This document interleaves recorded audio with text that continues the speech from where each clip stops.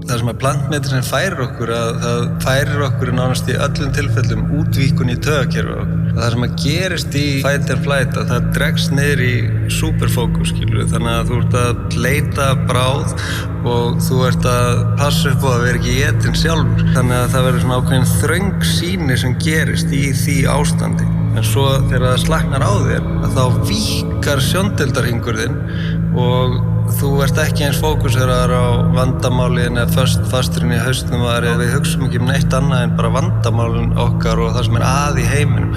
Heilin problem solving machine og við erum orðin föst í þessu innra samtali. Það er alltaf eitthvað að spjalla inni og heilin alltaf að leita af vandamáli sem bara distraction.